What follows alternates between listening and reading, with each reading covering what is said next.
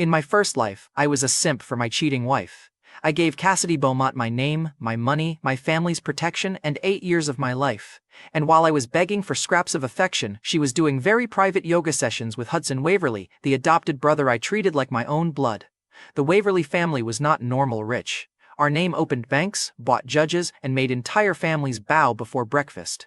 So choosing a wife was never just marriage. It was a power transfer. Whoever wore my ring got access to the Waverly name, the Waverly money, and the kind of protection people killed for. So when I was reborn on the morning I had to choose my bride again, I already knew one thing. I was not choosing Cassidy twice. Cassidy Beaumont was already wearing the white fiancé ribbon when my father asked me to choose my wife. She waited outside the Waverly engagement room like the ending had been printed and delivered. The rule was simple. One sealed selection card decided my wife, the protection hierarchy, and which allied family rose with Waverly Holdings for the next 7 years. 4 guardian candidates had trained beside me. Everyone thought I would write Cassidy. I picked up the pen. Naomi Crest stopped whispering. Riley Fairmont bent over a tiny wager board hidden behind her clutch. I wrote Kira Langford. Then I said, not Cassidy.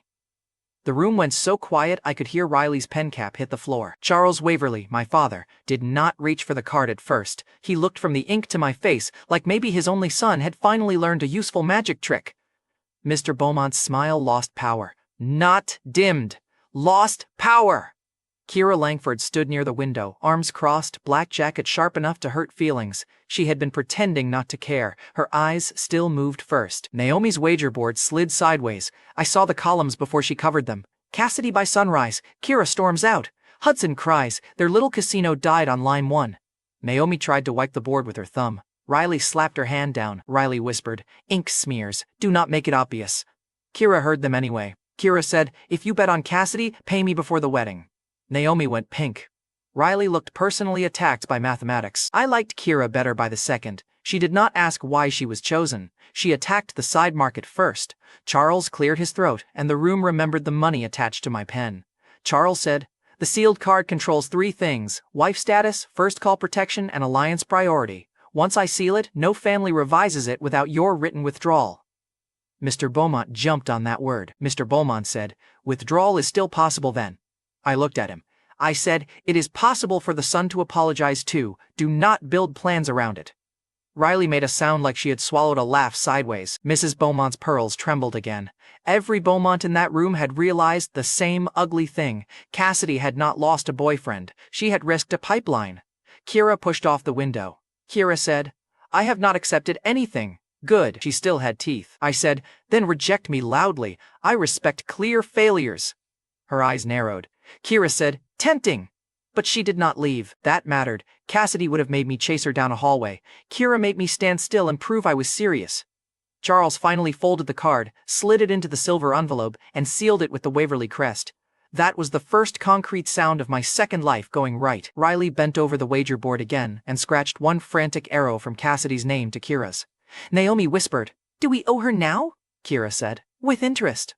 Mr. Beaumont heard that and went stiff. A joke had just become a financial forecast, and nobody in his family enjoyed math when it pointed down. In my first life, I had written Cassidy's name with a groom's stupid confidence. I had married the woman outside that door. I had fed Beaumont Group with Waverly money, carried her pride, protected her reputation, and died emotionally before my body caught up. After Cassidy's funeral in that life, I opened a locked room in our house. 3 mannequins wore Hudson's old coats. Love letters filled a glass case, all addressed to my adopted brother. Her life insurance named Hudson. Monthly transfers from the accounts I funded had gone straight to him. That was not heartbreak. That was accounting with perfume on it. So when I woke up again on selection day, I did not ask the universe for healing. I asked for a pen. Charles tapped the sealed card once. Charles said, Asher, you understand what this moves? I understand exactly, I said. Mrs. Beaumont sat beside her husband with both hands folded over her pearls. The pearls stopped moving. That was how I knew she had stopped breathing properly. Mr. Beaumont tried to laugh. Mr. Beaumont said, Kira is capable, of course, but Cassidy has always been your favorite. Favorite is not a contract, I told him. Naomi made a tiny noise behind her hand. Riley kicked her under the table. The wager board vanished into Riley's clutch like evidence at a bad trial. Kira looked at me then. Her left hand brushed the old scar across her knuckles, the one she got years ago pulling me out of a training fall Cassidy had called my fault. She did not mention it.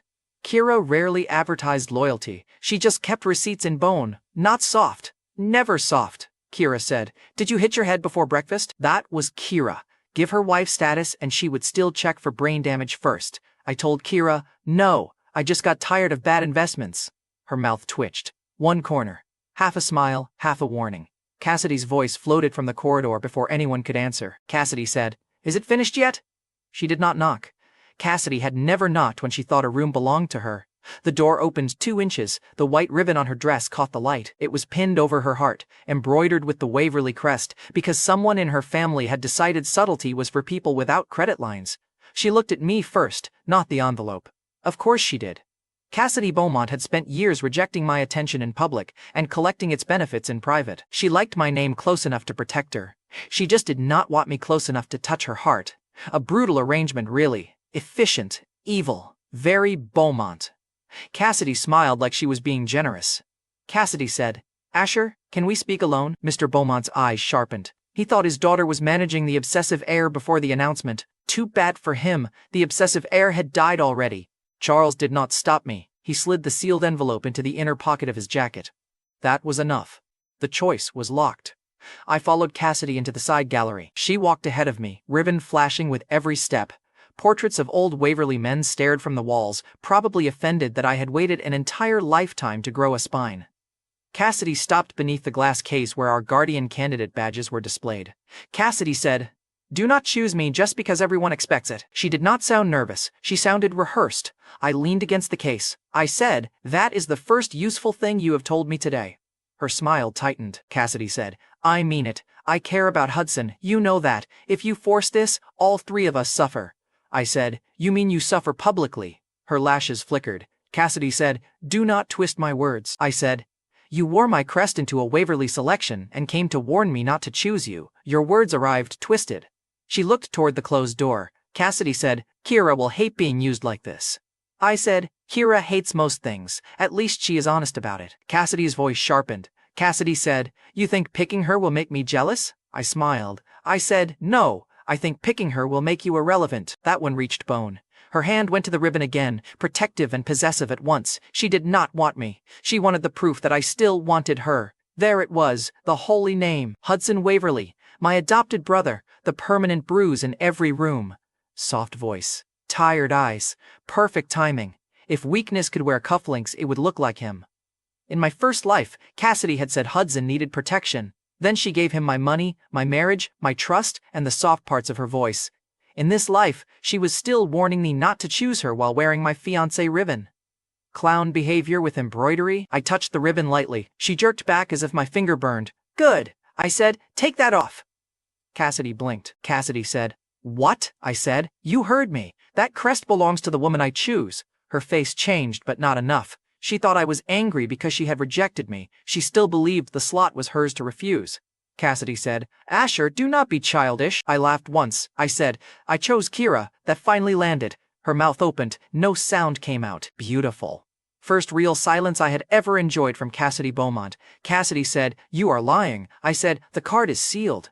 Cassidy said, "You cannot choose Kira." I looked past her through the gallery glass. Kira was still in the room. Naomi and Riley were both pretending not to stare and failing like amateurs. I said, "I already did."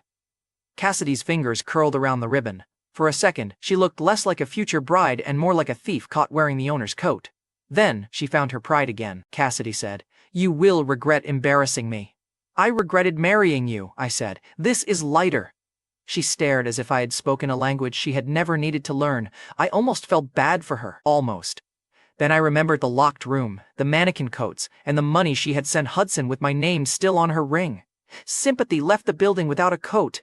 She flinched, not from sadness, from insult. Cassidy could survive my devotion. My mockery apparently needed a warning label. Before she could speak, a thud came from the front hall. Then, a second one. A staff member shouted, "Hudson is down by the east steps." Cassidy turned instantly. Not toward me, toward Hudson, of course.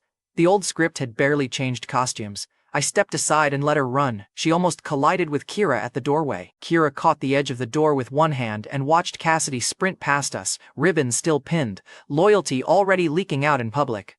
Kira said, "You sure you picked the right disaster?" Told Kira, "I picked the one who stayed in the room." Her eyes flicked to mine. Then the front hall broke open with noise. Hudson sat on the marble step, one hand pressed to his ribs, face pale in that expensive way he had perfected. A security guard hovered over him. Cassidy dropped beside him and grabbed his shoulders before the guard finished explaining. Hudson said, "I am fine. Do not blame Escher." Nobody had blamed me yet. That was Hudson's favorite trick. He started the defense before the accusation existed, then waited for fools to fill in the crime. Cassidy looked back at me with wet eyes already loading. Cassidy said, "What did you say to him?" Naomi whispered. "Oh no," Riley whispered back. "The board did not have this option." Kira heard them and snorted. Charles came out last. His gaze moved from Hudson to Cassidy's hands, then to the white ribbon still pinned on her chest. Charles said, "Cassidy, remove the ribbon." That got everyone. Mr. Beaumont stepped forward. Mr. Beaumont said, "Charles, surely there is no need to humiliate her in a hallway." I said, "Then she can stop wearing my wife's property in one." Kira coughed once. It sounded suspiciously like a laugh. Cassidy stared at me. Her hand shook when she unpinned the ribbon. The tiny cloth fell into her palm, and somehow it looked smaller without my future attached to it. I took it from her. I did not give it to Kira yet. Not in that hallway. Kira deserved a cleaner stage and a bigger knife. Cassidy noticed that too. Her chin lifted, like she had found one last scrap of control. Then a shout came from outside the open front doors. A man in work boots pushed through the gate line, one hand buried under his jacket. His face was red, his eyes were fixed on me. A ruined supplier. I remembered him. In my first life, that walk had ended with a knife, Cassidy shielding Hudson, and my body hitting stone before anyone remembered I was the one bleeding. This time, Kira saw me look. Her hand moved toward the glass case before the man cleared the first step. Cassidy still had both arms around Hudson. The selection card was sealed, the ribbon was off, the old attack was walking toward me again. And the woman who used to call herself my protector had already chosen someone else to hold. Cassidy still had both arms around Hudson when the ruined supplier crossed the courtyard. That was the joke of it. She had spent years calling herself my strongest guardian, but the second danger arrived, she wrapped herself around the wrong Waverly like a designer blanket. The rule was simple. If I bled while a sworn guardian protected another man, she answered immediately. No committee, no speech. One visible wound was enough. I said it out loud before the supplier reached the steps. "Cassidy," I told her, "if I bleed while you guard Hudson, do not cry when the contract bites." She looked over her shoulder. Cassidy said, "Stop making everything about you. Hudson can barely stand." Kira was 10 feet away, near the glass display case where the old guardian badges sat. She did not argue. She watched the glass. That was the difference between a performer and a protector. The supplier shouted something about Waverly Holdings ruining him. That was all the biography he earned. His hand came out of his jacket. One knife, one old nightmare. One chance to see who moved. Cassidy dragged Hudson behind her with both arms. She turned her back toward me and made herself a shield for him. Kira moved before the blade flashed. She saw him first in the reflection of the glass case. Her hand shot out, grabbed my sleeve, and yanked me sideways so hard my shoulder hit the display frame. The knife cut air where my ribs had been. The supplier stumbled from the missed strike. His shoulder clipped a pillar, and the blade flashed back toward my stomach. Kira stepped between us. Not Cassidy. Not a guard. Kira. Then Kira slammed the case door into the supplier's wrist. Glass rattled. The knife dropped. Kira kicked it under the marble bench and twisted his arm behind him before the security guards remembered their paychecks. The courtyard stopped pretending this was a misunderstanding. The supplier screamed. Kira said, "Next time, lunge slower. Some of us are tired." A ridiculous line. Perfect timing. I almost respected the knife for giving her the setup. Then, I saw blood. Not mine this time. Kira's palm had split against the glass edge. Red ran down her wrist and dripped on the floor near my shoe. In my first life, the knife had caught me because Cassidy pulled Hudson away and no one pulled me. I remembered the sound my body made when it hit stone.